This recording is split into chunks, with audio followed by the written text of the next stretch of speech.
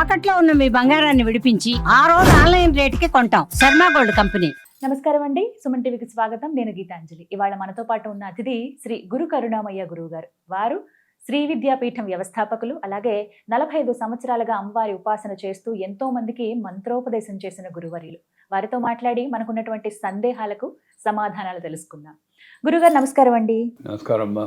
ఎన్నో సందేహాలు కామెంట్స్ లో అడుగుతూ ఉంటారు. అలా చూసినప్పుడు కొన్ని సొసైటీకి రిలేట్ చేస్తూ అడుగుతారు, ప్రస్తుతం ఇలా జరుగుతుందండి ఏమిటి అని. ఎక్కువగా అడిగే ప్రశ్నలు దాంపత్య జీవితం గురించి. 4 గోడల మధ్య ఉండాల్సిన మాటామంతి ఇప్పుడు బయటకు వచ్చేసింది. అందరూ చూస్తుండగా గొడవ పడ్డం కావచ్చు, ఇబ్బందులు పడ్డం, మూడో వ్యక్తి ప్రమేయాలు కానీ ఇవి విపరీతంగా చూస్తున్నాం ఇవాళ రోజుల్లో. ఇంతకుముందు లేవా అంటే ఉన్నాయో లేవో అది బయటకు అంత తెలిసేది కాదు. ఇప్పుడున్న ఈ సోషల్ మీడియా వీటి వల్ల ఫోన్ ఓపెన్ చేస్తే వయసుతో సంబంధం లేకుండా ఇలాంటి ఇష్యూస్ అన్నీ అందరికీ తెలిసిపోతుంది. చిన్నపిల్లల నుంచి పెద్దవాళ్ళ వరకు అందరూ కలిసి కూర్చుని టీవీ కానీ ఒక ఫోన్లో ఏదైనా విషయం కానీ చూడలేకపోతున్నామండి, అన్నీ ఇలాంటి వార్తలే వస్తున్నాయని చాలా మంది పేరెంట్స్ చెప్తూ ఉంటారు. ఎక్కువగా భార్యాభర్తల ఇష్యూస్ అండి, మూడో వ్యక్తి ప్రమేయాలే అధికంగా ఉంటున్నాయి. వీటికి కారణాలు ఏంటో మాట్లాడదాం, వీటికి పరిహారం కూడా చెప్పండి. అలాంటివి ఏమన్నా వస్తే భార్య కానీ భర్త కానీ వాటి నుంచి ఎలా బయటపడాలి, చక్కగా వారి జీవితాన్ని ఎలా కొనసాగించాలి? నాకు మా ఆర్గనైజేషన్లో చాలా వాట్సాప్ మెసేజ్లు వస్తాయి.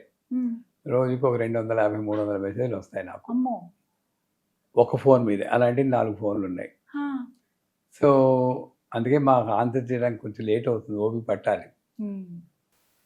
అందులో మేమేమి డబ్బులు తీసుకోం, ఈ ప్రశ్నకి ఇంత అలాంటివి ఏమి తీసుకోం. కాకపోతే దాంట్లో వచ్చి 10 ప్రశ్నలు తీసుకుంటే 8 ప్రశ్నలు ఇవే భార్యాభర్తల మధ్య. అందులో పెళ్ళైన 3 నెలలకే. సో నేను ఫస్ట్ అడిగి క్వశ్చన్ జాగ్రత్తగా వినండి. భార్య అయినా భర్త అయినా నాకు ఫోన్ చేసి నా పాత్ర ఎదుటివాళ్ళు సరిగ్గా చూసుకోవట్లేదని చాలా ఇదిగా ఉంది. పెళ్ళైన మొదటి నుండి ఉందా, మధ్యలో ఉందా, వచ్చిందా? మొదటి నుండి ఉంది అంటే అది వేరే విషయం, ట్రాక్ పక్కకి వెళ్తుంది. మధ్యలో వచ్చింది, ఏ ఇన్సిడెంట్ వల్ల ఇలా అవుతుంది ఒకసారి ఆలోచించుకోండి. అంటే సాధారణంగా భార్యలకి ఉన్నది ఏంటంటే, నా భర్త అమ్మ మాట వింటారు, వాళ్ళ చెల్లి మాట వింటారు, వాళ్ళిద్దరూ మమ్మల్ని విడదీయడానికి చూస్తున్నారు. సో అక్కడ మా అమ్మగారు నేను గుర్తు చేసుకుంటాను. మా అక్కయ్య పెళ్ళప్పుడు, పెళ్ళికి ముందు మా అక్కయ్యకి చెప్పింది, నేను అక్కడే ఉన్నాను, ఇంకా పెళ్ళి కుదిరింది అప్పుడే, అమ్మ నువ్వు అత్తారింటికి వెళ్తున్నావు, ఇంకా అన్నీ వాళ్ళే, ఆవిడ ఏం జరిగిందో నాకు చెప్పకు, అడ్జస్ట్ అవ్వు, అందరూ మాలా ఉండరు, అది గుర్తుంచుకో, సహనం ముఖ్యం, ట్యాక్ట్ఫుల్గా ఉండు, ప్రతిదీ అత్తగారితో చెప్తూ ఉండు. అక్కడ అత్తగారిని అడిగే ఏ వంట చేయాలో అనుకో, కొన్నాళ్ళ పట్టే, ఒక ఏడాది చెయ్యి, తర్వాత నీకు ఇబ్బంది ఉంటుంది. ఎందుకంటే అటు అత్తగారి వైపు ఆలోచిస్తే ఈ కొడుకు భార్య మాటలు వినేసి నాకు దూరం అవుతాడని దాని సెక్యూరిటీ ప్రాబ్లం వస్తుంది. మళ్ళీ కూతురు పెళ్లి చేస్తే మాత్రం అల్లుడేమో తన వైపే ఉండాలి, ఇక్కడేమో కొడుకు అటు వెళ్ళిపోతాడు. ఇది సహజం, మనం సహజం. అంచేత ఆ 1 year నేను ఆవిడకి కొంచెం అష్యూరెన్స్ ఇచ్చి, అమ్మ నేను లాక్కి వెళ్ళిపోవట్లేదు, మిమ్మల్ని మీకు ఇచ్చి గౌరవం ఇస్తాను అని చెప్పి కొంచెం బిహేవియర్లో చూపించావా కొంతవరకు ప్రాబ్లం దొరుకుతుంది. నెంబర్ 1. నెంబర్ 2, ఒక భర్త మొగాడైన తల్లి మాట వినని, తల్లికి ప్రేమకు చూపించకుండా కొడుకు ఎలా ఉంటాడు? తల్లి మాట విండు, న్యాచురల్. మీ అన్నయ్య కూడా అలాగే తల్లి మాట విండు. వినకపోతేనే నువ్వు మళ్ళీ తల్లి మాట వింటలేదు, పెళ్ళాం మాట వినేస్తున్నాడు, నువ్వు తప్పుపడుతున్నావు. మళ్ళీ ఇక్కడేమో ఇంకోటి తప్పుపడతావు. అక్కడ ఇలా ఆలోచించి కొంతవరకు సహజంగా ఇచ్చిపుచ్చుకోవడాలంటారు, అడ్జస్ట్ అవుతూ ఉంటే అక్కడ అవుతుంది. So marriage is an understanding that there will be difference between 2 entities and try to adjust with the difference, not try to change. కళ్యాణ మంత్రాలు కానీ వివాహ మంత్రాలు అన్నీ కూడా ఇవే చెప్తాయి. అడ్జస్ట్ అవుతాను, ఎలా ఉన్నా సరే. అంటే మీ ఆడవాళ్ళ కోపం రావచ్చు, అక్కడే స్త్రీ శక్తిని పైకి పెట్టాడమ్మా. అందువల్లే మట్టెలు తోడడానికి కాళ్ళు పట్టుకుంటాడు పెళ్లి కొడుకు. అక్కడే దాసోహం అన్నాడు. ఆ దాసోహం ఎలా చేసుకోవాలి? నువ్వు నీ క్యారెక్టర్ తోటి నువ్వు చేసుకోవాలి. సో అంచేత వీళ్ళు అడ్జస్ట్ అవ్వాల్సింది. భర్త వైపు చూసుకుంటే అక్కడ కూడా మళ్ళీ నేను మిమ్మల్నే కాదు అటు చెప్తాను. గోత్రం వదులుకుంది, తల్లిదండ్రులు వదులుకుంది, ముక్కు మొహం తెలియని వాడిని నమ్ముకుంది. నేను నమ్ముకుని వచ్చిన దాన్ని నువ్వు రక్షణ ఇవ్వాల్సింది కాదు, ఇదే కదా. అదే నీకు ఆవిడికి బాధ కలిగించుకోకుండా చూడాల్సిన బాధ్యత నీదే. నాకు న్యూజిలాండ్లో ఉన్నప్పుడు మా ఆవిడ ఒక స్వెటర్ కొన్నారు, $80 న్యూజిలాండ్ డాలర్లు, 1995 మాట చెప్తున్నా. మా నాన్నగారిని అమ్మని తీసుకొచ్చాం. ఫస్ట్ టైం వాళ్ళు ఫ్లైట్ ఎక్కి న్యూజిలాండ్ వచ్చారు. మా ఆవిడేమో స్వెటర్ తీసుకెళ్ళిచ్చారు. మా నాన్నగారు చెప్పొద్దు వెళ్ళిపోయారు, కానీ కొంచెం ప్రిన్సిపల్ మనిషి, ఎక్కువ ఖర్చు పెట్టరు, ₹1 అప్పు ఒక్క పైసా అప్పు చేయలేదు. ప్రిన్సిపల్ మనిషి. 6 అంటే 6, 5.59 కూడా ఉన్నాయి. అన్నం తినరు. 6:01 అయితే మా అమ్మని లేట్ అయిపోయింది, వాళ్ళు చపాతీ ఇవ్వలేదు అంట.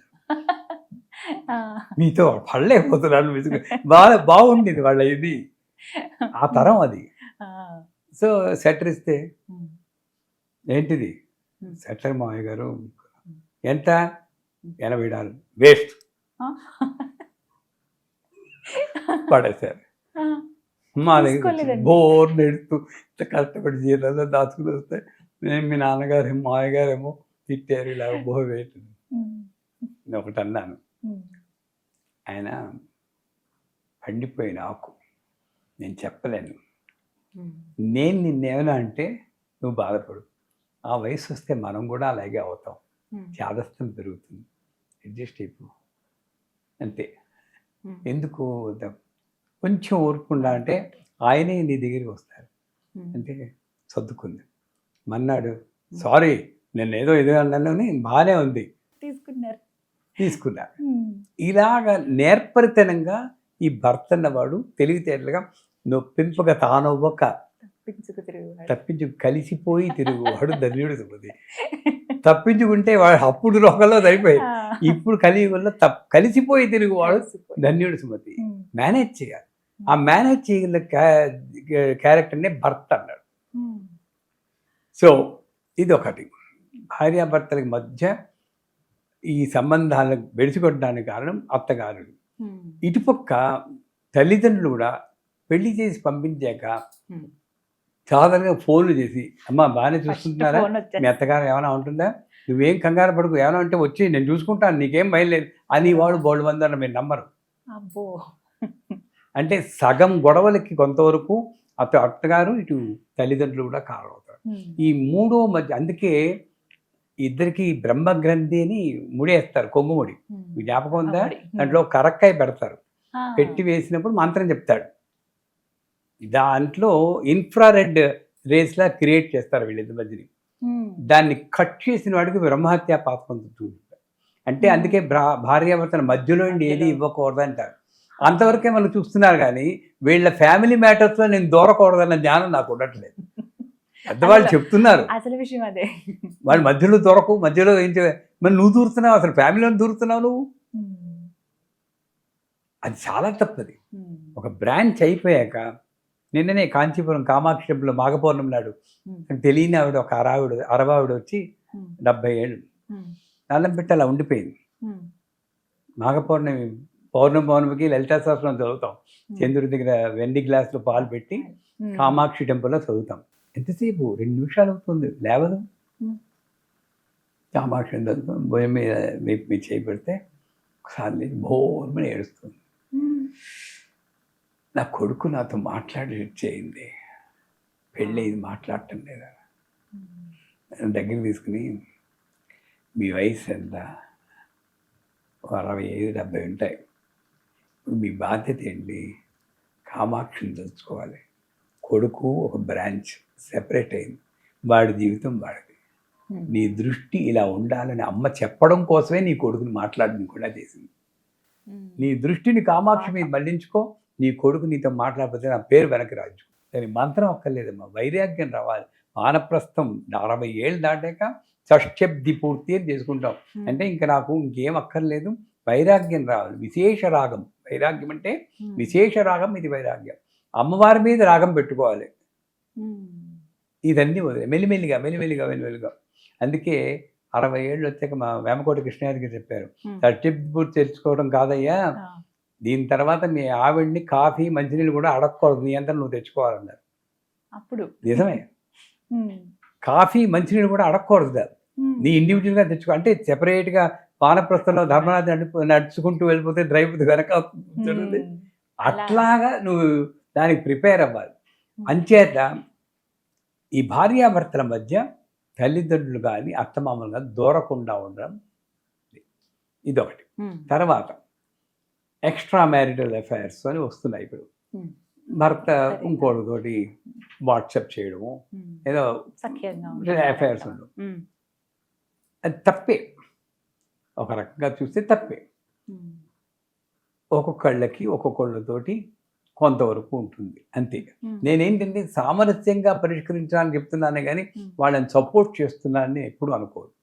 ఎక్స్ట్రా మ్యారిటల్ అఫైర్ తప్పే, కానీ నువ్వు అప్పుడు ఏం చేయాలి? ఓ పేపర్ పెన్ తీసుకుని వదిలేయాలా? వదిలేస్తే మళ్ళీ పెళ్లి చేసుకుంటానా? చేసుకుంటే వచ్చేవాడు ఇలా ఉండడం ఇంతకన్నా వర్స్ట్ అవుతారని గ్యారంటీ లేదా? అని రాసుకో. లేదు అలా గ్యారంటీ లేదు, ఉంటానన్నప్పుడు కండిషన్ నిన్ను బాగా చూసుకుంటున్నాడా? ఎస్. ఈ ఒక్క విషయం వదిలే. ఏమవుతుంది తెలుసండి, ఆ ఓర్పు నీకు తెప్పడం కోసం ఈ చిన్న మాయ పెట్టింది. నువ్వేం చేస్తున్నావు? వాట్సాప్ మెసేజ్ చదవడం, ఇదెవరు, చిన్న బిగినింగ్ నుండి ఈ పేరేంటి, ఈ నిర్మలా ఉంది, ఈవిడేమిటి అని కెలుగుతూ మనశ్శాంతి లేకుండా చేసిన వల్ల కొంతవరకు కాలం నేనవుతాం. నా పరిస్థితి ఇలా ఉన్నప్పుడు రెండే ఆల్టర్నేటివ్, యాక్సెప్ట్, క్విట్. ఇప్పుడు ఒకవేళ భర్త కానీ భార్య కానీ ఎవరైనా మితిమీరి ఉంటే గనక అప్పుడు quit. There is no doubt about quit. Find your own way. దానికే కొంతవరకు ఆడవాళ్ళు విద్య నేర్చుకోవాలి, తన కాళ్ళ మీద దాన్ని నిలబడాలి అని అన్నది. కలియుగ లక్షణంలో అవసరం ఉంది కాబట్టి వాళ్ళని సెల్ఫ్ సస్టైన్డ్గా చేసుకోవాలని పెట్టారు. So accept and quit. మరీ విపరీతంగా క్విట్ అనే చెప్తాను నేను. ఏవైనా భరించు అని ఆ కాలంలో లాగా నేను చెప్పట్లేదు, భార్యకైనా భర్తకైనా ఎవరికైనా అదే చెప్తున్నారు. కానీ నెక్స్ట్ ఏమిటి అన్నది ఆలోచించుకో. మళ్ళీ క్విట్ చేశాక నా ఒంటరి బతుకైపోయింది పిల్లలు ఉంటారు, కొంతమందికి పిల్లలు ఉంటారు చేతిలో. అవన్నీ ఆలోచించుకొని ఇది నేను చేయగలను అంటే అది యాక్సెప్ట్. లేదు ఇది వీటన్నిటికీ మూల కారణం ఏమిటని అక్కడికి వెళ్ళి ఆ మూల కారణాన్ని, నేను మొన్న ఫ్రెంచ్ అమ్మాయి ఒక పంజాబీ అబ్బాయిని పెళ్లి చేసుకుంది, మా శిష్యురాలు, 2 పిల్లలు. ఏమొచ్చిందో, ఈవిడ పూజల్లో ఉంటుంది, ఆయన ఈవిడ మాట్లాడటం లేదు, ఆయన మాట్లాడటం ఈవిడ, మొత్తానికి ఇలా డివోర్స్కి అప్లై చేసుకున్నాడు. ఫోన్ చేస్తే ఒకసారి రండి కాంచీపురం మాట్లాడతాను. 6 రోజు మాట్లాడాను నేను, హాఫ్ ఎ డే, ఎప్పుడు అంత స్పెండ్ చేయను. లాజికల్గా చెప్తూ, ఏమొచ్చింది నీకు, ఓ పేపర్ మీద రాసుకో, నీకు అతనిలో నచ్చని గుణాలన్నీ రాయి. 2 పిల్లలు, నెక్స్ట్ భవిష్యత్తు కోసం కొంచెం అడ్జస్ట్ అవ్వాల్సిన గుణాలన్నీ కొట్టాయి, చాలా వరకు కొట్టాయి. ఇంకా 4-5 ఉంటాయి, మాట్లాడు ఓపెనింగ్. ఇదిగో ఇది ఎన్ని ఉన్నాయి, ఓపెన్ అప్. అప్పుడు ఒప్పుకోకపోతే అది వేరే విషయం, అప్పుడు నా దగ్గర ఇటు అటు కూడా చెప్పారు. ఒక 6 నెలల పాటు మీరు ఇలా ప్రయత్నించి చూడండి, అప్పటికి మీరు జస్ట్ 3 days బ్యాక్ చాలా మార్పు వచ్చింది అతను. ఎంత బాగుందో, ఎంతో ఎంజాయ్ చేస్తారో, ఫ్రెష్గా మ్యారేజ్ అయినట్టుంది నాకు. Thank you very much for your guidance. అంతే, చిన్నదేనండి, మైండ్లో చిన్న విషయం దాన్ని కెలుక్కుంటూ పోతుంటే. ఇప్పుడు మీరు ఏదో మా మనవడిని చెప్తాను, అందుకే చాలాసార్లు ఒక వీడియోలో కూడా చెప్పాను, శాశ్వత్ అని మా మనవడు, ఇప్పుడు 13 ఏళ్ళు వచ్చాయి. 6 ఏళ్ళప్పుడు ఒక మాట అన్నాడు నాతోటి, ఏదో గేమ్ ఏదో పడిపోతే లేకపోతే ఫోన్ లాక్కున్నాను, తాత I like you but I don't like your behaviour. Bhagavad Gita. అంటే ఈ ఇన్సిడెంట్లో I differ with you but basically I like you. అసలు చిన్న పిల్లలు అంత బాగా చెప్పగలిగారండి చూడండి. మరి నేనేం చేస్తున్నాను, ఈ ఇన్సిడెంట్ పెట్టుకుని ఇంకా అదే ఆలోచిస్తూ నువ్వు దుర్మార్గులు అనుకుని ఇలా సెపరేట్ అయిపోతున్నావు. ఈ ఇన్సిడెంట్లో ఏ ఇన్సిడెంట్లో ఇద్దరు మేడ్ ఫర్ ఈచ్ అదర్ లేదమ్మా, మర్చిపోండి అది. అది సినిమాల్లోనూ నవల్లోనే you are made for you, he is made for him. ఎక్కడో ఒక చోట రెండు సర్కిల్స్ ఇలా కలుస్తాయి, ఇది సేఫ్ జోన్. ఈ సేఫ్ జోన్ మెయింటైన్ చేయండి. ఒక జీవి ఏదో పర్పస్ ప్రొడ్యూసింగ్ చిల్డ్రన్ కోసం కలుస్తారు అంటే మీ సాధన మీద అంతే. ఎక్కడో విపరీతమైన కేసుల్లో పరిత్యాగం వస్తుంది, కానీ సాధ్యమైనంతకు ఈ ఆలోచనలు ఉన్నంత వరకు సాధ్యమైనంత వరకు కొంతవరకు బాగుపడుతుంది. ఇంత వరస్ట్గా ఉండాలి, 100% ఇంత వరస్ట్గా ఉండాల్సిన కారణమే లేదు. చాలా మంది అదే పూజలు చేస్తున్నామండి, లేకపోతే ఈ పరిహారాలు పాటించామండి. కొంతవరకు ఉంది పరిహారం. శివకామేశ్వరాంకస్త శివ స్వాధీన వల్లభ అని ఒక మంత్రం ఉంది. అమ్మవారు నేను ఇవన్నీ పాటిస్తూ ఈ లలితా సహస్రనామంలో సంపుటీకరణ చేస్తే కొంతవరకు వస్తుంది. అలాగే రాజశ్యామల మంత్రం సర్వరాజవశంకరి, సర్వ స్త్రీ పురుష వశంకరి, సర్వ దుష్టమృగ వశంకరి, సర్వ సత్వవశంకరి, సర్వ లోకవశంకరి, సర్వమేవ స్మానే స్వాహ అంటే ఇదేదో మాంత్రికుల్లా వశమని చేసుకోవాలని కాదు. నువ్వు మారుతూ నీకు దోహదపడడానికి అమ్మవారిని కూడా వేడుకుంటే ఆ అమ్మవారి శక్తితోటి అవతల వాడు కూడా బ్రహ్మాండంగా అన్నీ బాగుతాయి. ఇంత గొడవలు పడాల్సిన అవసరం లేదమ్మా. చాలా బాధేస్తుంది. ఎన్ని న్యూస్లు అండి, సెపరేట్ అయిపోయి మళ్ళీ ఒంటరిగా ఉన్నాను, మళ్ళీ ఇంకోటి మళ్ళీ ఎన్నిసార్లు ఫెయిల్ అవుతుంది. ఎక్కడో ఏదో ఫాల్ట్ ఉందని నేను తెలుసుకోవాలి కదా.